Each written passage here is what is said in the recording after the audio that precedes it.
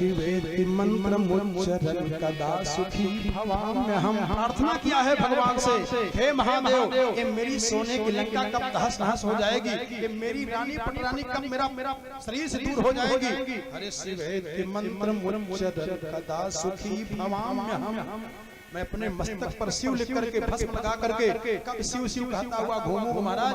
असली सुख तो वो है, आप हमको लंका के राजा ने बना के फंसा दिए हैं। भगवान शिव प्रसन्न होकर कहते हैं, इसके पाठ स्तुति में बता रहे हैं, इसके पाठ का फल क्या होगा।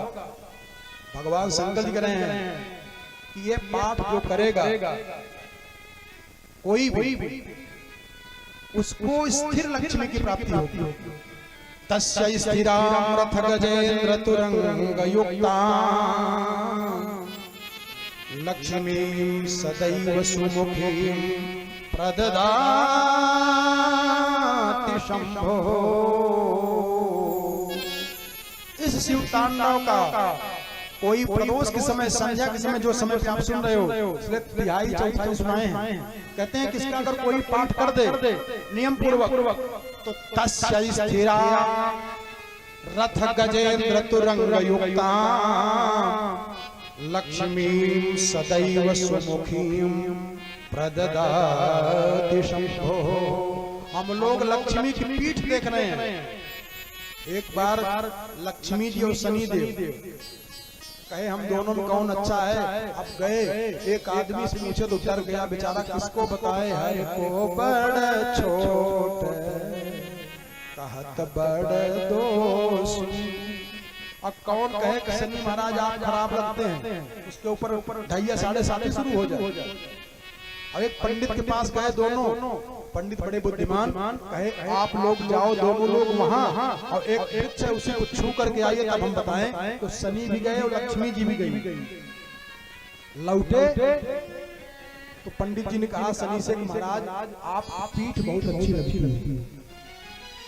और लक्ष्मी जी ने कहा माता जी जब आप सामने से मिलती है रे तो फिर क्या बात। तो हम लोगों को लक्ष्मी की पीठ दिखाई देती है और शनि का सामने वाला भाग दिखाई देता है जो भोग रहे हैं। नियम यह है कि लक्ष्मी सामने से दिख जाए और शनि की पीठ दिख जाए। शनि जाते समय मिले तो बढ़िया है और लक्ष्मी आते समय मिल जाए तब कृपा हो। तो शंकर जी कह रहे हैं कि अगर कोई इस स्तोत्र का पाठ करेगा तो तस्य स्थिरां रथ गजेन्द्र तुरंग युक्ता लक्ष्मीं सदैव सुमुखीं प्रददाति शंभो। इतना बताने के बाद भी राजा परीक्षित कुछ नहीं मांगे।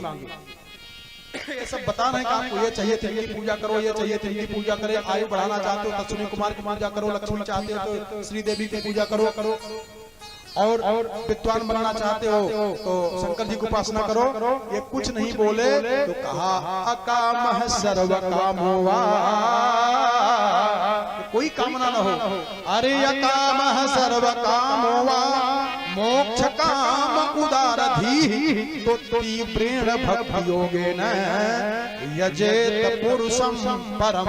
इसको कोई कामना न हो वो परम पुरुष की उपासना करे।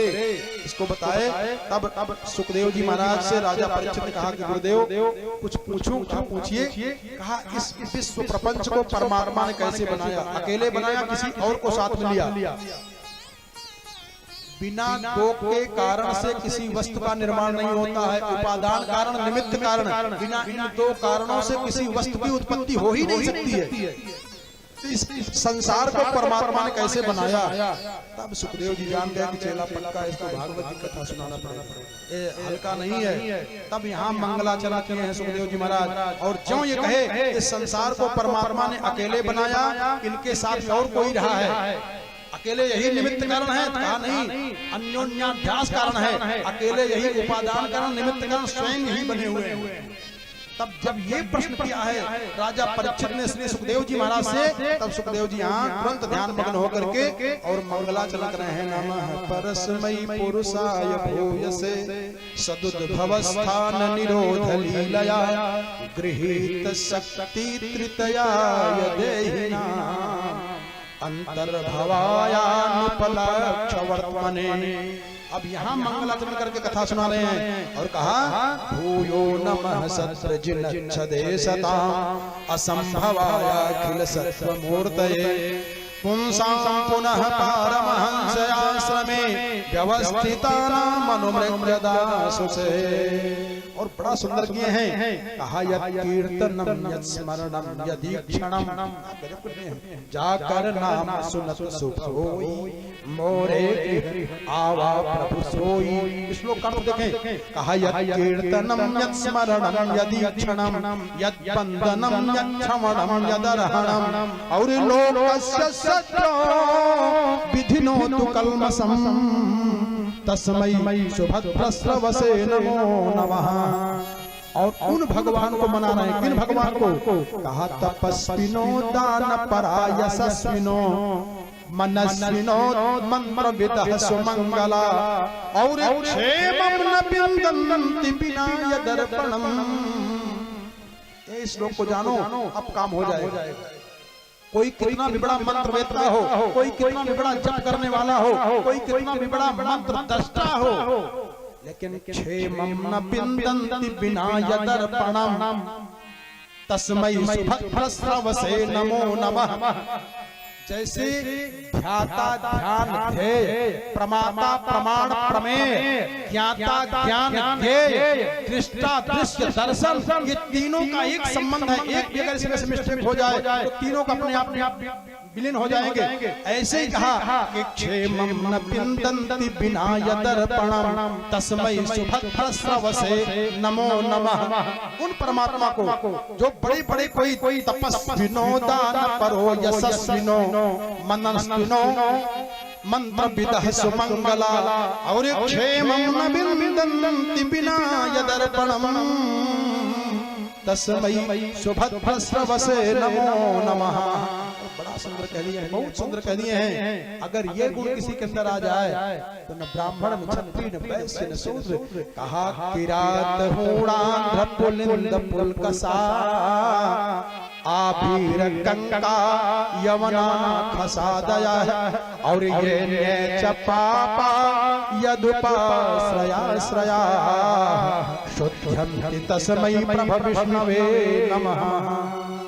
इनका जो पालन कर ले कोई कैसा भी हो। महाराज अब मंगलाचरण करने के बाद ये कथा शुरू करते हैं। कौन? सुखदेव जी महाराज। और कहते हैं जो प्रश्न आपने हमसे पूछा है परीक्षित, यही प्रश्न देवर्षि नारद अपने पिता ब्रह्मा जी से पूछा था और ब्रह्मा जी ने जो उत्तर बताया था वही उत्तर मैं आपको बताऊंगा। ये शैली है कथा की। कथाकार को मनगढ़ंत बात अपने मर्जी से नहीं बोलना चाहिए। वेद से, शास्त्र से, पुराण से जो अविच्छिन्न अनंत परंपरा प्रवाहित हो रही है उस परंपरा में जुड़े रहे। जो वैदिक परंपरा है, शास्त्रीय परंपरा है, वैदिक परंपरा है, पौराणिक परंपरा है, इन परंपरा से जुड़ करके बोले तो बताए। अब 2 बार अपने मन को शांत कर लीजिए। ये मन जब शांत होगा ना, मन एव मनुष्याणाम कारणम बंध मोक्षयोः। भजन सबसे बढ़िया क्या है? पहला तो अपने आप को समझा लो।